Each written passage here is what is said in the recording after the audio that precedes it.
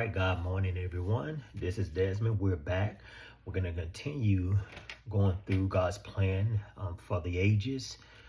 And so last time we left off, we spoke about innocence, the dispensation of innocence. Now, I want to make this plain. When I'm speaking of dispensations, there are those, what they would call dispensationalists. And dispensationalists, they do believe there are certain dispensations in on how God dealt with man, a divine order or plan, particular plan how God dealt with man. And so that's what we mean again when we say dispensations. And we dealt with what I call them, and this is just not my words. You can look this up, scholars.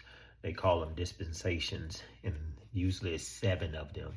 But I'm going to deal with just a few others, or a couple others.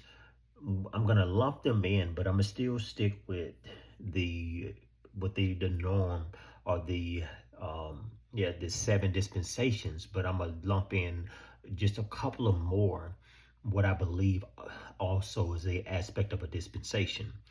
Now, and there's scholars who believe in progressive revelation. And so they would say God's revelation it was progressively opening up over the times and the centuries. God progressively unveiling his plan to us. Now, I agree with what we would call progressive revelation and dispensation, because even in dispensation, as we see last time we dealt with innocence, that time period of innocence that God dealt with man, they were innocent, that period there. And now as we move into the dispensation today of conscience, which is 1656 years, what we scholars call the dispensation of conscience. Now, from the dispensation of conscience to the next dispensation, what we call civil government, I still believe it is a progressive revelation. And so I would pretty much time in together from, conscious, dispensation of conscience to the dispensation of civil government. God progressively, so there was things that was opened up in the dispensation of civil government that wasn't opened up in the dispensation of consciousness. So there's a continual unfolding of the plan of God. And then when we go from civil government to the next dispensation of promise, even when we move to that one, from civil government to promise, God still was progressively opening up his plan to mankind. And so I don't want to separate it. I still believe this is a progressive revelation that is continuing to open up to us from God. And so today we're going to deal with the dispensation of conscience. Again, a dispensation, it is an order of time, a certain period of time, how God chose to deal with man. And it's believed in the dispensation of grace, and we'll get to that one. That's going to be what they call the 6th dispensation. But today we're going to deal with the 2nd dispensation. That's the dispensation of conscience. Last time, in our last lesson, we dealt with innocence. Innocence, Adam and Eve had not sinned. They were innocent. They were living in perfect harmony with God, enjoying fellowship, talking to God. God would talk to them in the cool of the day and just have fellowship with them. In what form? I believe somehow God, was it a body? How did he speak to them?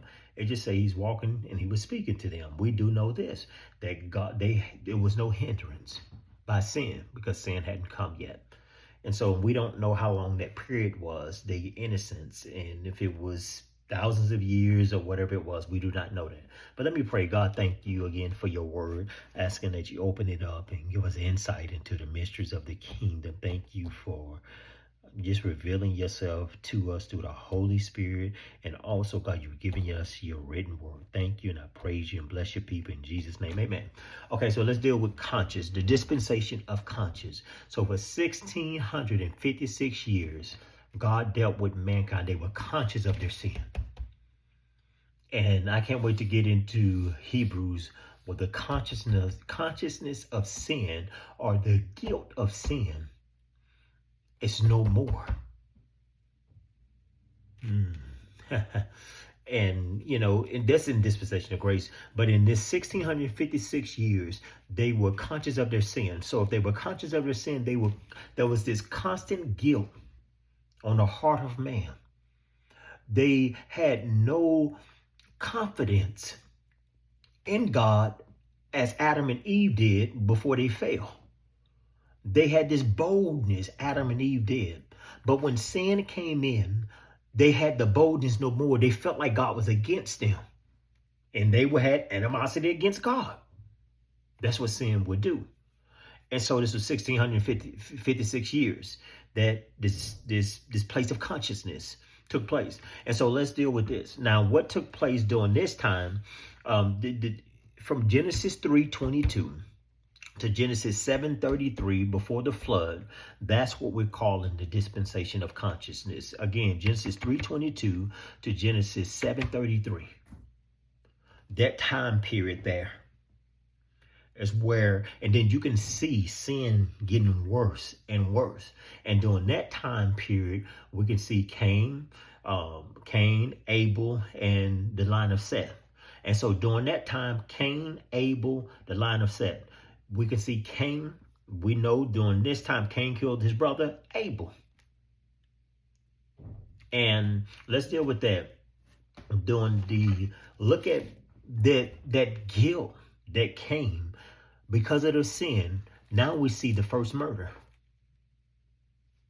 We can see, we seen the first prophecy, even during that time of innocence after they fell. And then when God was bringing about the consequences in Genesis chapter 3, during that time of the period what we call dispensation of innocence, we can see the first prophecy then. And the first prophecy was in Genesis chapter 3, verse 16. Let's go to verse 15. He says, and I will put enmity between you. This is the first prophecy. This going back to, I just want to touch this really quick. The dispensation of innocence. In that time period, we can see, during that time, we see the first prophecy. Look at God giving the first prophecy. And I will put enmity between you and the woman, and between your seed and her seed. He should bruise you on the head, and you should bruise him on the heel. What he's talking about, the first prophecy of when Jesus was going to come. Satan was going to bruise his heel. Bruising his heel. Notice this, if a person's heel is bruised, that's just temporary. It's temporarily where they're going to recover. They're going to recover and then go on with life. But when you bruise someone on the head, you crush their head and you kill them, you destroy them. And so when Jesus went to the cross, this is the prophecy here. Satan bruised his heel because that was temporarily. Now he crushed Satan's head. He defeated him completely for all times. When he hung on the cross, when he died and he got up. So he bruised his head. First prophecy went forth. So we can see the first prophecy in these scriptures, Genesis 3, verse 15 and verse 16. Now let's deal with the first murder. The first murder is here during the dispensation of conscience. During his 1656 years, we can see it with Cain killing his brother Abel. Let's read it. He says, let's go to, we're going to read, I'm going to touch on a few things here too. Now, the Genesis chapter 4, verse 1. Now, the man had relations with his wife Eve, and she conceived and gave birth to Cain. And she said, I have gotten a man-child. And I'm reading from the New American Standard. A man-child with the help of the Lord. Now, this is a very interesting word here. The man-child. We'll deal with that in a moment. But She said, I've gotten a man child with the help of the Lord. Again, she gave birth to his brother Abel, and Abel was a keeper of flocks, and Cain was a tiller of the ground. Let's skip to verse 6, because I want to get a point here. Then the Lord said to Cain, why are you angry, and why has your countenance fallen? Let's go up. I'm sorry. We're going to go up. Verse 7. Abel on his part also brought of the firstlings of his flock and of their fat portions. And the Lord had regard for Abel and for his offering, but for Cain and for his offering he had no regard. So Cain became very angry, and his countenance fell. Then the Lord said to Cain, why are you angry, and why has your countenance fallen? If you do well, will not your countenance be lifted up? And if you do not do well, sin is crouching at your door, and its desire is for you. And so remember that now. When we don't do well, when we don't obey God, sin is there crouching at our door, and it's waiting for us. It's waiting for a place to camp out and use us.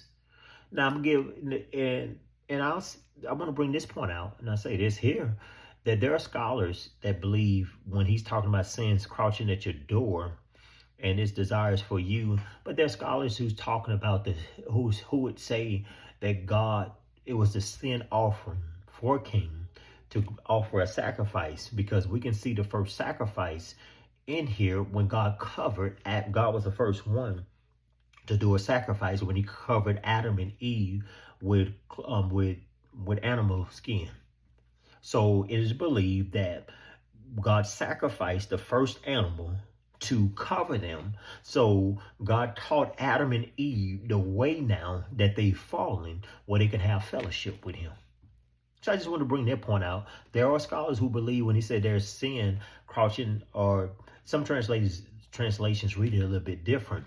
I say there's sin, the sin offering.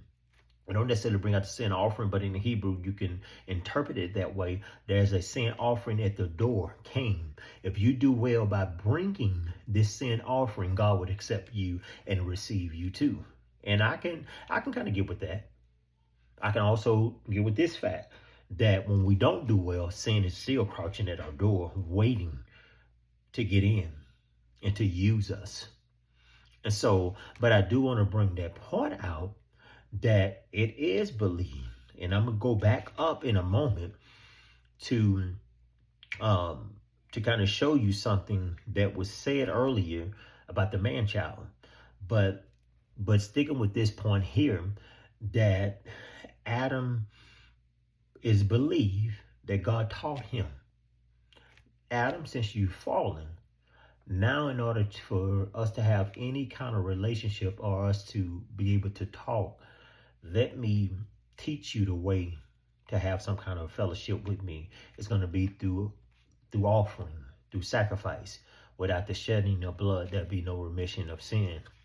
And so God, in the very beginning, established, believed by some again, how man could still have a relationship. And that's when he sacrificed, God himself, the first animal, and covered their sin. And so that's what when it was talking about God covering them, and he covered them with coats of skin or with animals. And you can go and I won't go back to that point, but I want us to get this. I have to go back and listen to this again. But God, that's bad there, that God would even cover man and say, come on, I still want to have some form of a relationship. So it wasn't just through Moses, the sacrificial system. So I believe in the very beginning, God showed Adam how to still have some form of fellowship with him. It's through that. And so, but let's read here, get back to verse 6. Then the Lord said to Cain, why are you angry? And why has your countenance fallen? If you do well, would not your countenance be lifted up? And if you do not do well, sin is crouching at your door, and its desire is for you, but you must master it. And so why am I going through this aspect here? Because I'm speaking during this dispensation of conscience, we're about to see the first murderer. The first murder that took place is started here during this dispensation of conscience. And then it says, Cain told Abel his brother, and it came about when they were in the field that Cain rose up against Abel his brother, and he killed him. So we see the first murder here. Look at man's heart. It is so wicked that Cain. Now, the one, Eve, it is also believed that Eve thought that this was the male child Christ. Let me prove this through some scriptures. Now, the NASB used, if we go back up to chapter 4, verse 1, it says, now the man had relations with his wife Eve, and she conceived and gave birth to Cain. And she said, I've got a man child with the help of the Lord. Again, this is New American Standard Bible.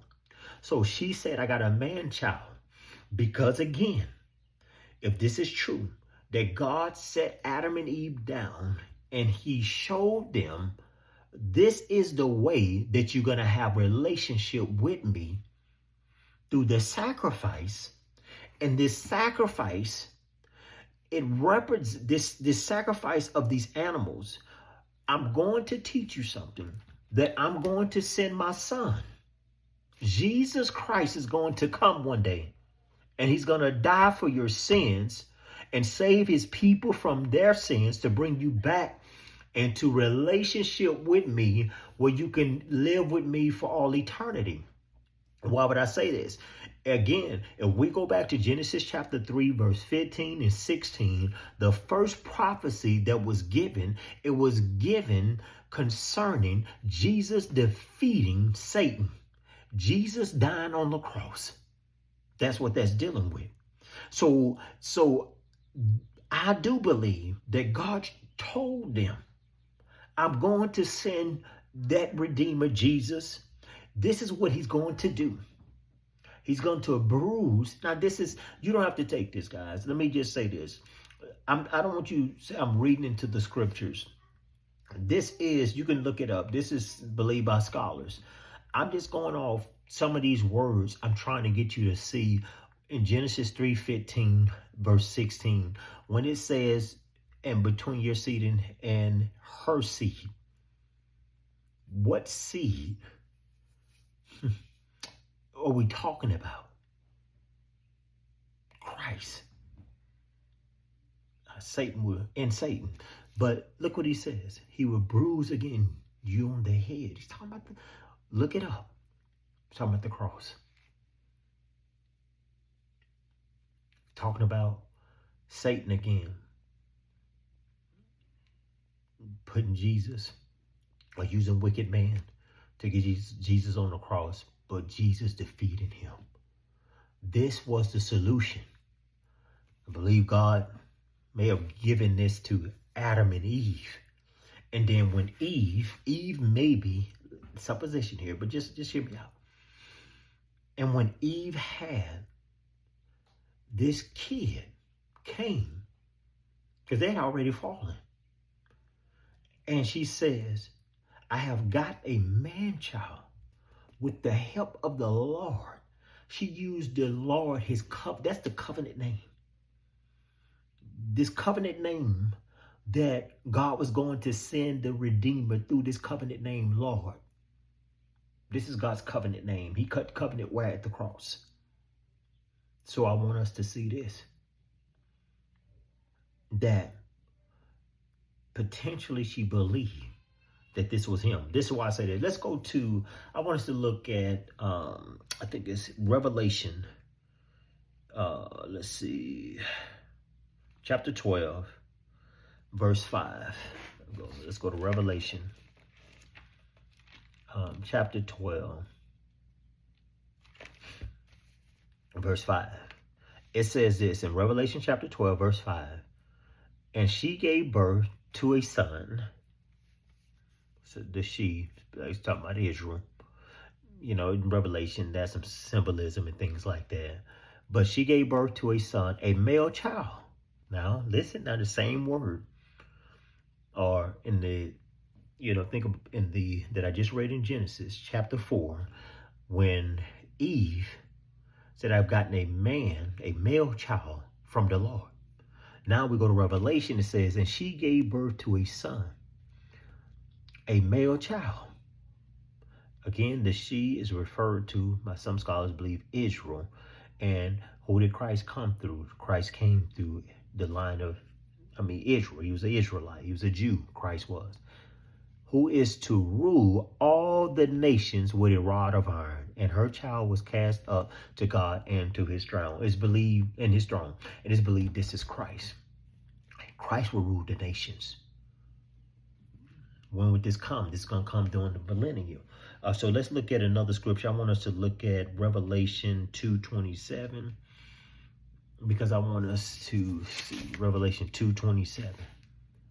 And he shall rule them with a rod of iron, and as the vessels of the potter are broken to pieces, as I also have received authority from my Father. And the point I'm trying to get here, he says he will rule them with a rod of iron.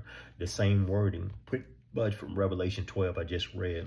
The male child or man child will rule with a rod of iron. Who is the male child that is speaking of? Christ. Let's go to one more. I'm going to give you Revelation 19:15.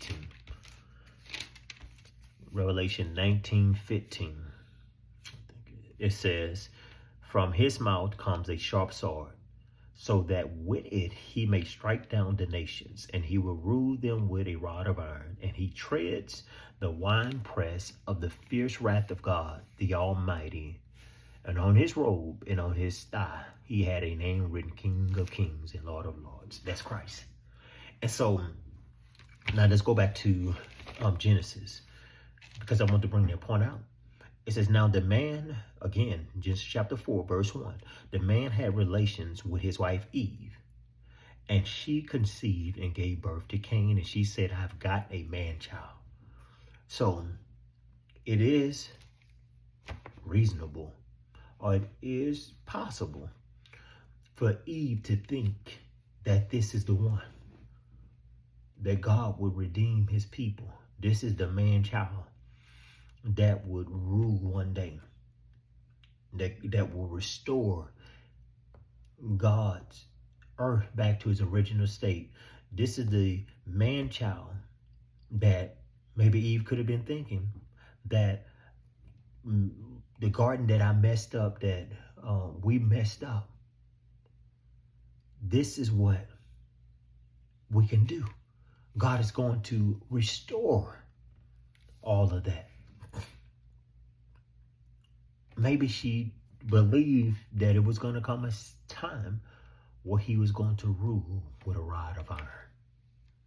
And so I just want to bring that point out, that during this time, the dispensation of conscience, it is the first murderer, which was Cain. He killed his brother Abel.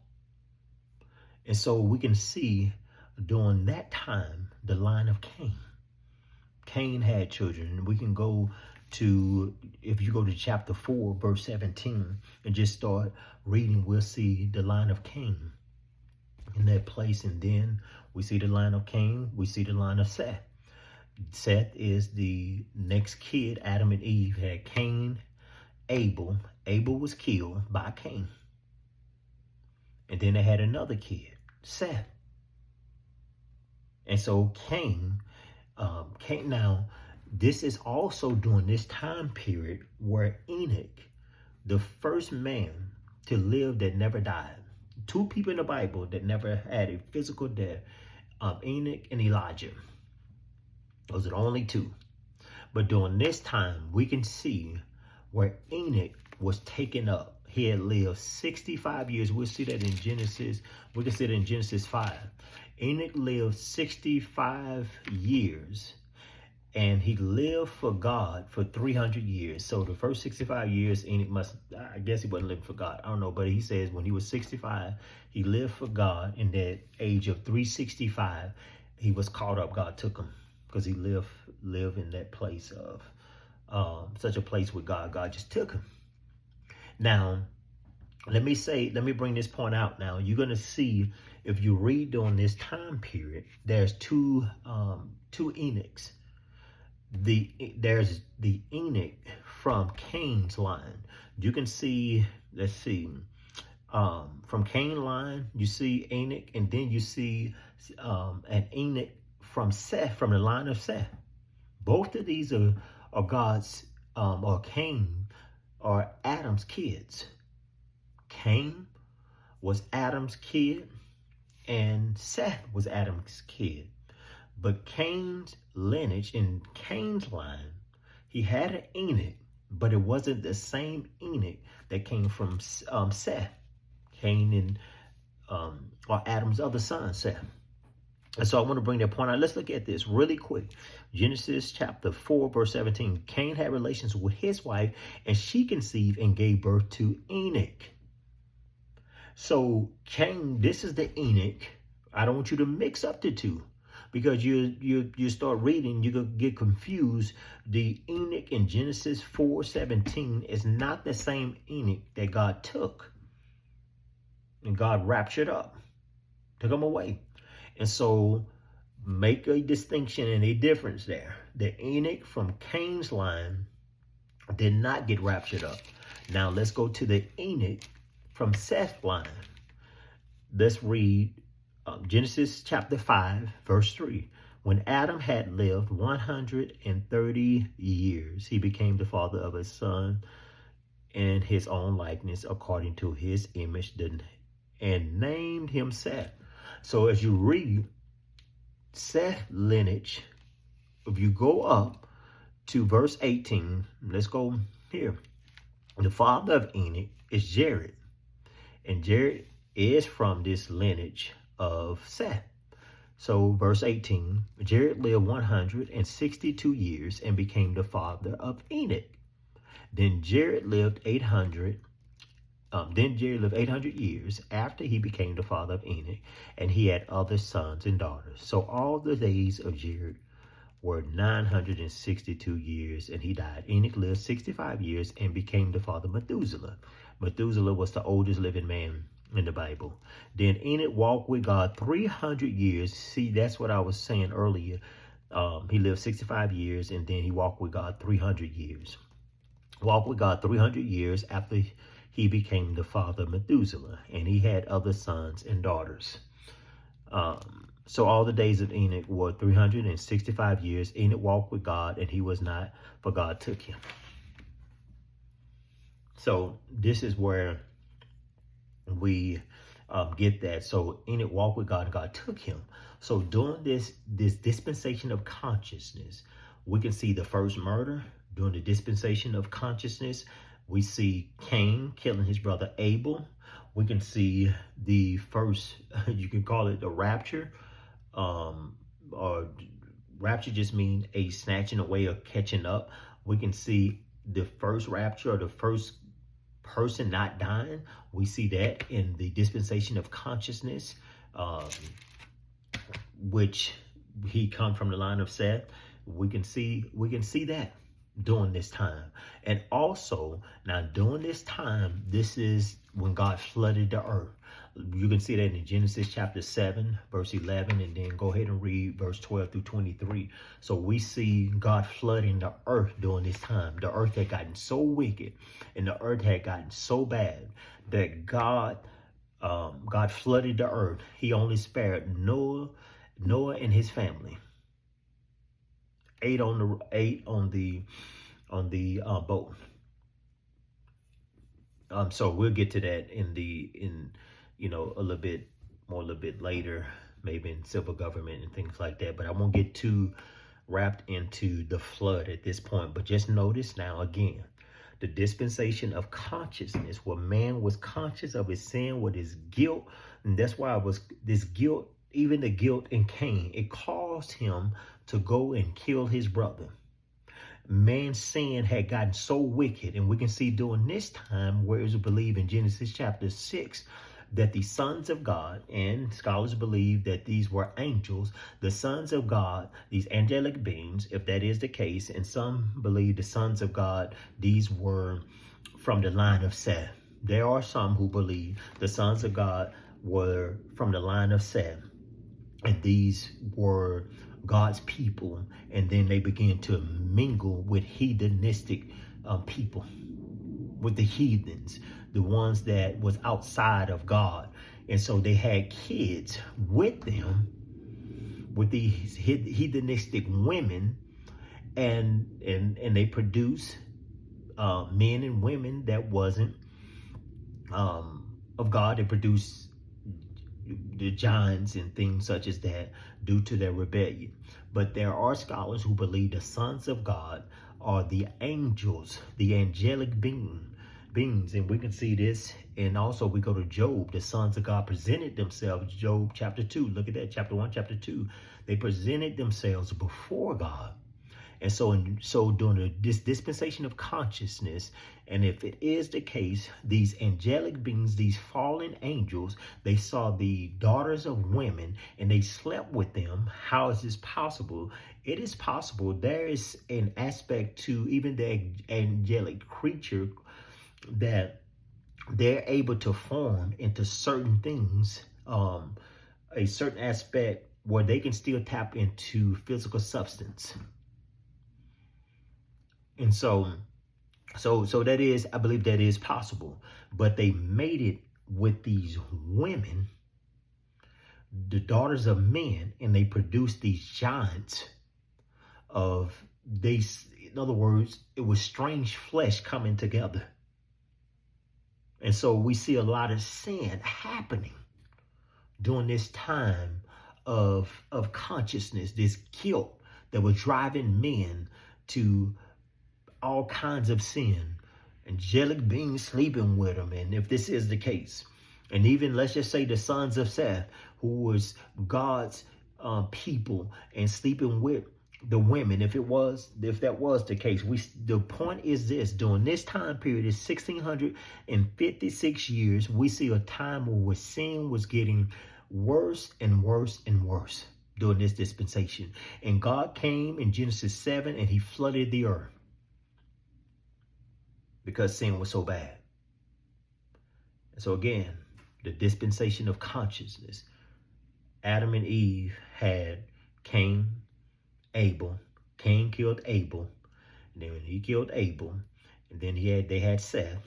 And during Seth's line, we can see we can see Enoch. And Enoch, during this time, Enoch was the first man who never died. And Enoch had Methuselah, who was the oldest man to ever live. And during this time, we can see the flood taking place. During this time, we can see, if this is the case, angelic fallen angels, or angelic beings, these fallen angels sleeping with the daughters of men, producing giants.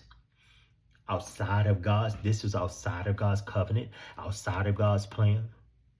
And so the dispensation of consciousness. And I'm not going to say too much there, but I do want to say from when man fell all the way from dispensation of innocence to the church age that we're in, Satan is the prince of this world system. And we'll get into that. So he's hovering around. You can read 2 Corinthians chapter 4, verse 3 through 4, and Ephesians chapter 2. But it's all kind of chaos, all kind of sin that's happening due to Adam and Eve's fall. So we'll stop there with the dispensation of conscience, and I hope that opens up to you. And next time we'll get into our next dispensation. And so this is part 3 of God's plan for the ages. Until next time, may the peace of God richly rule and abide in your heart. Peace.